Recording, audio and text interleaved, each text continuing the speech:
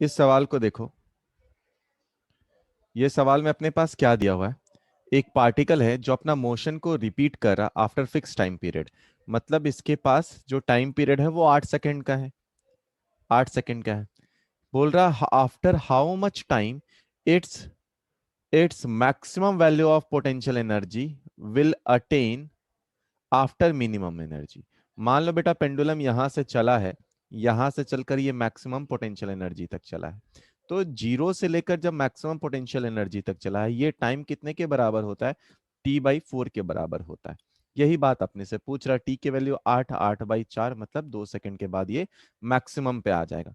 फिर ये वापस आएगा 2 सेकंड में मिनिमम, फिर इधर जाएगा जब और 2 सेकंड मतलब 6 सेकंड, फिर रिटर्न आएगा। मतलब टोटल 8 सेकंड में टाइम पीरियड है, और ये जीरो पोटेंशियल एनर्जी या मिनिमम पोटेंशियल एनर्जी से मैक्सिमम पोटेंशियल एनर्जी जा रहा कितने में? T/4 से, यानी 2 सेकंड से। इस सवाल में देख बेटा, अपने पास दिया है बॉडी का मास 5 kg है। बॉडी का मास 5 kg है, वो हैंग करता है किसी स्प्रिंग में एंड ऑसिलेट करता है। टाइम पीरियड दिया है, तो अपने पास टाइम पीरियड क्या होता है? T इज इक्वल टू होता है 2π/ω, और टाइम पीरियड की वैल्यू दी गई है 2π, यानी ओमेगा की वैल्यू आ गई 1। अगर बॉडी रिमूव किया जाता है and if the body is removed, then length of the spring will decrease by, ठीक है। तो लेंथ ऑफ बॉडी कितने से डिक्रीज करेगा ये बोला गया है। देख बेटा, अपने पास ओमेगा का फॉर्मूला क्या होता है? ओमेगा का फॉर्मूला होता है हमारे पास K/m, यानी कि K is equal to m आ गया यहां से, क्योंकि ओमेगा की वैल्यू 1 थी। और अपने पास क्या होता है बेटा, हम लोग अगर किसी भी स्प्रिंग को हटाएं, स्प्रिंग पे मान लो कोई मास रखा रहता है, तो हम लोग क्या जानते हैं कि K into x not is equal to किसके बराबर होता है? mg के बराबर होता है। तो अगर मास को कट कर देंगे तो कितने से ऊपर जाएगा? वही एक्स नॉट के ऊपर जाएगा। यानी आप क्या लिख सकते हैं? K into x not is equal to m into g के बराबर। अब K और m तो दोनों बराबर हैं, यानी एक्स नॉट की वैल्यू कितनी आ गई? G के बराबर आ गई। यही हो गया अपना आंसर। देख बेटा, इस सवाल में बोल रहा है कि figure shows there is no friction between P and Q. इन दोनों के बीच में कोई फ्रिक्शन नहीं है। कॉन्टैक्ट विद ब्लॉक एंड सभी जगह फ्रिक्शन लेस है। Initially P block Q with block P over it lies at x equal to 0, mean position पे रखा हुआ है दोनों। Q is pulled and released rightward. अच्छा, स्प्रिंग ब्लॉक जो एसएचएम में जा रहा है, तो कहां पे स्लिपिंग का टेंडेंसी होगा ये अपने को चेक करना है। ठीक है बेटा, अब देखो जब इस पॉइंट पे हो, स्लिपिंग की टेंडेंसी कहां कहां हो सकती है? जब यहां पर हो पार्टिकल मैक्सिमम एम्पलीट्यूड पे हो, और जब यहां पर हो, तो एक्सेलरेशंस कितने हो सकते हैं बेटा? एक्सेलरेशन मैक्सिमम होगा। और अगर आप इस बॉडी पे ही बैठ जाओ, इस बॉडी पे ही बैठ जाओ, तो इस पे एक स्यूडो एक्ट होता हुआ दिखेगा, जिसके कारण ये बाहर की तरफ है। बट अभी टेंडेंसी ऑफ मोशन किधर रहेगा? अंदर की तरफ टेंडेंसी ऑफ मोशन है। टेंडेंसी ऑफ मोशन अंदर की तरफ है, और इस पे फोर्स लग रहा है बाहर की तरफ। सिमिलरली जब ये पॉइंट पे है ये, तब इस पे भी टेंडेंसी ऑफ मोशन किधर है? इसका टेंडेंसी ऑफ मोशन वापस मीन पोजीशन की तरफ है, बट स्यूडो एक्ट हो रहा इधर। मतलब एक्सट्रीम पोजीशन जब होगी, उस टाइम पे ये टेंडेंसी होगा कि पार्टिकल के बीच के में जो कांटेक्ट है वो छूट जाए, यानी स्लिप हो। तो अपना आंसर क्या हो जाएगा? एक्सट्रीम पोजीशन, यानी कि अपने लिए ऑप्शन नंबर 2 हो जाएगा। ये सवाल क्या बोल रहा अपने पास, एक पेंडुलम है, एक पेंडुलम है जिसमें एक बॉब लगा हुआ है, ठीक है। उसका टाइम पीरियड टी था। अब इसी पेंडुलम को क्या कर दिया गया? पानी में डुबो दिया गया। पानी में डुबो दिया गया। तो पानी में डुबो दिया गया है, तो उसके बाद density of liquid upon density of solid की वैल्यू दी गई है 1/12 के बराबर। तो नया टाइम पीरियड कितना होगा? जैसे बेटा पानी में डुबाते हैं तो एक डब्ल्यू एपरेंट आ जाता है, और वो किसके बराबर होता है? वो वेट माइनस अपथ्रस्ट फोर्स के बराबर हो जाता है। डब्ल्यू एपरेंट को ही हम लोग लिख सकते हैं क्या? मास इंटू एक्सेलरेशन लिख सकते हैं। डब्ल्यू को क्या लिख सकते हैं? Density of the solid into volume into g लिख सकते हैं। माइनस अपथ्रस्ट को लिख सकते हैं density into liquid into volume into g लिख सकते हैं। अब इन सब को लिख दें हम लोग, इन सब को लिखे हम लोग और सिंप्लीफाई करना स्टार्ट करें, तो अपना काम फिर स्टार्ट हो जाएगा। इसको भी लिख सकते हैं हम लोग, मास को density of the solid into volume into a is equal to density of the solid into volume into g minus density of the liquid into volume into g के बराबर।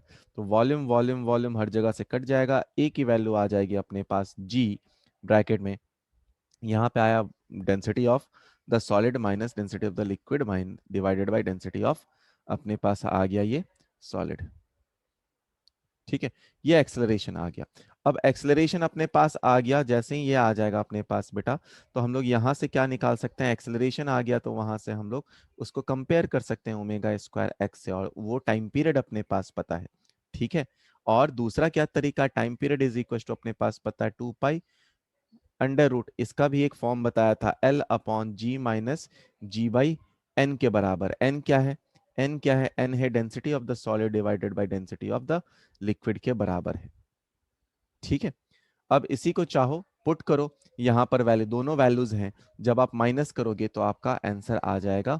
और t is equal to starting वाला जो t है उसकी value कितनी है, 2 pi under root L by g के बराबर है, एल बाई जी के बराबर है। दोनों को सिंप्लीफाई करो, दोनों को सिंप्लीफाई करो, अपना आंसर थर्ड आ जाएगा। देख बेटा, इस सवाल में बोला है अपने पास क्या, कि एक ब्लॉक है जिसपे मास m को प्लेस किया गया, जो कि मीन पोजीशन पे पास हो रहा है ना। तो अपने को एक स्मॉल ब्लॉक बाद में रखा गया, पहले एसएचएम हो रहा था, तो अपने को क्या बताना है, अपने को इनिशियल एम्पलीट्यूड बताना है। अगर ए दिया हुआ था इनिशियल एम्पलीट्यूड, तो फाइनल एम्पलीट्यूड शायद बताना है, हाँ फाइनल एम्पलीट्यूड बताना है। तो इस सवाल को हम लोग कैसे करें, जरा सोचो। सबसे पहले क्या मीन पोजीशन में क्या होगा, कंजर्वेशन ऑफ मोमेंटम लगाना, क्योंकि बोला गया क्या है कि जेंटली प्लेस किया गया। तो इस बात को समझें और ट्राई करिए पहले। तो कंजर्वेशन ऑफ मोमेंटम पहले लिखना, उसको ट्राई करना। कंजर्वेशन ऑफ मोमेंटम से अपने को कुछ वेलोसिटीज की वैल्यू आएगी, या तो ओमेगा ए आएगा, और वो दोनों आ गया तो फिर हम लोग एनर्जी के कंजर्वेशन को यूज कर सकते हैं। तो ट्राई करिए पहले इस सवाल को। चलो बेटा देखो, अगर इस सवाल को हम लोग देखें, conservation of momentum at the mean position आप लगा सकते हैं, क्योंकि बोला जेंटली रखा गया तो एफ एक्सटर्नल की वैल्यू 0 है। यानी कि हम लोग लिखना चाहें बेटा तो क्या लिख सकते हैं, इनिशियल मास था अपने पास कैपिटल एम, और उसका कुछ वेलोसिटी होगा v। फाइनली दोनों मास को रखा गया तो capital M plus small m, और उसका वेलोसिटी कुछ v डैश हो जाएगा। अब ओरिजिन पे या मीन पोजीशन पे जो वेलोसिटी होता है वो मैक्सिमम होता है, तो यहाँ पर आप a इंटू ओमेगा इनिशियल या ओमेगा नॉट लिख सकते हैं, और यहाँ पर जो अपने पास हो जाएगा that is m plus M A dash into omega dash लिख सकते हैं। अपने पास ओमेगा क्या होगा बेटा, जब, या ओमेगा नॉट क्या होगा जब ऊपर वाला मास नहीं था, तो के अपॉन कैपिटल एम। वैसे ही जब हम लोग सेकेंड टाइम में देखें तो ओमेगा डैश कितना हो जाएगा, मास इंक्रीज हुआ है तो K by capital M plus small m के बराबर हो जाएगा। अगर ये बातें अपने को समझ में आ गई तो हम लोग इसको स्टार्ट करें।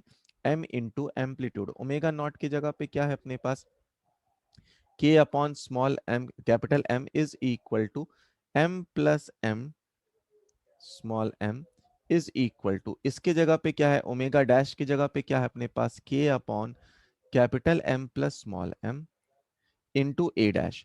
अब देखा जाएगा तो ये वाला पार्ट और इससे कैंसिल आउट होगा, अंडर रूट के कैंसिल आउट हो जाएगा। तो क्या क्या अपने पास आया, यहां से आया अपने पास a into under root of M is equal to, यहाँ पे आया अपने पास under root of M plus M dash या small m into a dash. यहां से एम्पलीट्यूड अगर निकाला जाए तो एम्पलीट्यूड जो कि ए डैश आया वो आया a into under root of m divided by under root of capital M plus small m, ये आया। ठीक है, और यहां से देखें तो अपने लिए पता चल जाता है कौन सा ऑप्शन, मतलब अपने लिए जो आ रहा है वो फर्स्ट ऑप्शन है। ठीक है, फोर्स्ड ऑसिलेशन क्या है बेटा, हम लोगों ने पहले देखा था क्या, डैम्पिंग के कारण जो मोशन है अपना वो रिड्यूस्ड हो रहा था। सपोज आप झूला पे बैठे हुए हैं, और झूला को अगर एक बार धक्का देकर छोड़ दे तो क्या होता है, वो धीरे धीरे धीरे धीरे धीरे धीरे धीरे धीरे धीरे धीरे वो रुक जाता है। बट अगर ऐसा देखा होगा कि मान लो कोई पीछे से धक्का देने वाला है, तो आप जब आगे जाते हैं और उसके बाद वापस आते हैं, तो आपका जैसे ही मोशन आगे की तरफ स्टार्ट होता है उसी टाइम में अगर कोई धक्का दे दे तो क्या होता है, आपका मोशन कंटिन्यू बना रहता है। सपोज कोई ऐसा मैकेनिज्म कर दिया जाए कि वो कंटिन्यूअस आपको धक्का देते ही रहे, फिर रिटर्न आने में फिर से आपको धीरे धीरे धक्का देते रहे, और इतना ही धक्का दें कि जो डिसिपेशन हो रहा है एनर्जी का वो बैलेंस रह जाए, तो उस टाइप के मोशन को हम लोग फोर्स्ड ऑसिलेशन बोलेंगे। यानी कि पहले डैम्पिंग वाला लिख लें और उसको एक, अब देखो फोर्स जो होगा बेटा वो भी पीरियोडिक होना चाहिए, जब वो टुवर्ड्स द मीन, हमेशा किधर आना चाहिए, टुवर्ड्स द मीन होना चाहिए। जब वो एक एक्सट्रीम पोजीशन से दूसरी तरफ जा रहा था तो पहले आना चाहिए, फिर दूसरे से जब पहले की तरफ आएगा तो भी वापस टुवर्ड्स द मीन होना चाहिए। उसी बात को यहाँ पे हम लोग लिखते हैं। तो फोर्स्ड ऑसिलेशंस की बात की जाए तो सबसे पहले अपने को डैम्पिंग का इक्वेशंस याद होना चाहिए। तो डैम्पिंग का जो इक्वेशन था बेटा, क्या था वो? Mass into acceleration plus plus दो फोर्सेस थे अपने पास। कौन कौन सा फोर्स था पहले पास? पहला था अपने पास वो b into v plus k into x. ये था पूरा डैम्पिंग का अपने पास equation, and that should be equal to F nought into cos omega t. तो यहाँ पे जो फोर्स भी है बेटा, फोर्स भी है बेटा, वो हमारा किस फंक्शन में है? कोसाइन फंक्शंस में है। ठीक है। अगर इसको और लिखा जाए तो ये है mass into d square x upon d t square plus b into d x upon d t plus k into x is equal to F nought into cos omega t. अब ये जो इक्वेशन है बेटा, इस equation को हम लोग अभी सिंप्लीफाई नहीं कर सकते हैं, क्योंकि ये हमारे लिए जो मैथमेटिक ऑर्डर है ये हमारे लिए थोड़ा ज्यादा है। तो इसका डायरेक्टली अगर लिखा जाए इक्वेशन, तो x कुछ इस टाइप का होगा। x इज इक्वल टू कोई नया एम्पलीट्यूड होगा a cos of omega D into T plus five के बराबर। ठीक है। ए एम्पलीट्यूड है, जहां पर ए एम्पलीट्यूड है, एम्पलीट्यूड है, और ओमेगा डी फोर्स्ड फ्रीक्वेंसी है, फोर्स्ड फ्रीक्वेंसी है अपने पास। फाइव तो फेज डिफरेंस है। ठीक है। अच्छा, अगर इसका एम्पलीट्यूड लिखा जाए बेटा, तो ये एम्पलीट्यूड होता है F naught upon under root of, under root of M square, M square bracket में omega square minus omega D का whole square, omega D square का होल स्क्वायर। ठीक है। प्लस ये आता है अपने पास ओमेगा या omega B square, omega D का स्क्वायर इंटू बी स्क्वायर, ये रहता है। अगर बेटा इसको एम्पलीट्यूड को देखा जाए, इसका एम्पलीट्यूड ये होता है, तो एम्पलीट्यूड इतना ज्यादा टेंशन वाली बात नहीं है। बस इसमें दो तीन चीजें हैं जो अपने को दिमाग में रखनी चाहिए और जिसके कारण ये अपना काम होने वाला है। तो पहला जो केस है अपने पास वो ये है कि जब omega D square B square की वैल्यू बहुत बहुत बहुत बहुत छोटी हो वन से, तो आप एम्पलीट्यूड को क्या लिख सकते हैं बेटा? एम्पलीट्यूड को लिख सकते हैं F upon M omega minus omega D.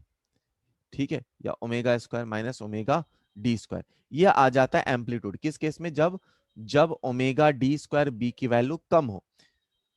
ठीक है।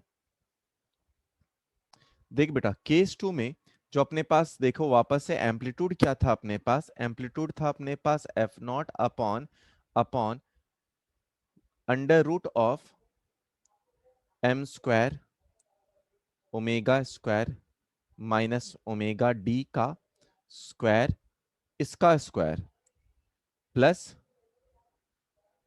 Plus omega D into B का स्क्वायर था। अगर मान लो ऐसा हुआ कि ओमेगा डी जो है नेचुरल फ्रीक्वेंसी के बराबर हो जाए, तो इस केस में बेटा जब नेचुरल फ्रीक्वेंसी के बराबर हो जाए तो ये फेनोमेना को बोला जाता है रेजोनेंस, रेजोनेंस, रेजोनेंस। अब देख इस केस में जो एम्पलीट्यूड आएगा वो आएगा F naught upon omega D into B के बराबर। ये जो फ्रीक्वेंसी, क्योंकि ओमेगा डी इंटू बी ये ऑलरेडी बहुत छोटा है, तो इसके कारण जो एम्पलीट्यूड आ रहा और some heavy quantity divided by very small quantity, जो एम्पलीट्यूड आएगा वो बहुत लार्ज होगा। यानी कि जब ओमेगा डी नेचुरल फ्रीक्वेंसी के बराबर हो जाए तो वो कंडीशन क्या होता है? रेजोनेंस का होता है। उस टाइम में एम्पलीट्यूड बहुत हेवी हो जाता है, और कितना हेवी हो जाता है? F naught upon omega D into B के बराबर हो जाता है। ये बहुत हैवी है। इससे रिलेटेड एक सवाल पूछ लिया जाता है कभी कभी बेटा। वो सवाल कुछ इस प्रकार का है कि बताओ, अगर चार पांच बॉल कनेक्टेड हैं, ठीक है, एक रोप बांधा हुआ है जिससे चार पांच बॉल कनेक्टेड हुए हैं, सभी सेम साइज के हैं। तो चलो इसको सेम साइज का कर दिया जाए, सभी सेम साइज के हैं। आओ, एक बॉल है, दूसरा बॉल है, तीसरा बॉल है, चौथा बॉल है, इसको थोड़ा लंबा, ये पांचवा बॉल है अपने पास, है ना, सभी सेम के। मान लो ऐसा हुआ ये वन टू 3 4 5। तो अपने पास ऐसा बोला गया कि मान लो ये स्ट्रिंग से कनेक्टेड है, धागे से बांधा हुआ है। मान लो ऐसा हुआ कि ओमेगा 2 को आपने कुछ फ्रीक्वेंसी दिया है, ओमेगा 2 को आपने कुछ फ्रीक्वेंसी दिया है, तो सम frequency is given some frequency is given to second ball, then which one of them will come in resonance at first। ठीक है, तो सबसे पहले कौन रेजोनेंस में होगा? देखो बेटा, ये पेंडुलम है, तो पेंडुलम के लिए अपने पास क्या होता है? पेंडुलम के लिए जो टाइम पीरियड होता है वो टाइम पीरियड होता है 2 pi under root L by G. अब अब जी तो सबके लिए सेम ही है, एल किसका पास है, मतलब जिसका एल सबसे पास होगा वो सबसे पहले रेजोनेंस आएगा। तो आप इन दोनों बॉल में देखें, तो इन दोनों के बॉल के सेंटर में अगर देखा जाए तो ये छोटू सा डिस्टेंस है, ठीक है, बट इन दोनों में देखा जाए तो इतना डिस्टेंस है, सेकेंड एंड थर्ड में देखा जाए तो इतना डिस्टेंस है, और थर्ड सेकेंड एंड फिफ्थ में भी देखा जाए तो इतना डिस्टेंस है। यानी कि क्योंकि सबसे फोर्थ वाला जो है, यानी ball length of ball 4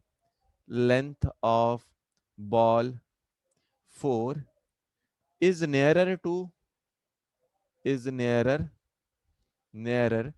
to second ball, therefore it will come in resonance at first। ठीक है, तो फोर्थ बॉल सबसे पहले रेजोनेंस में आएगा। ये हो गया आपका आंसर।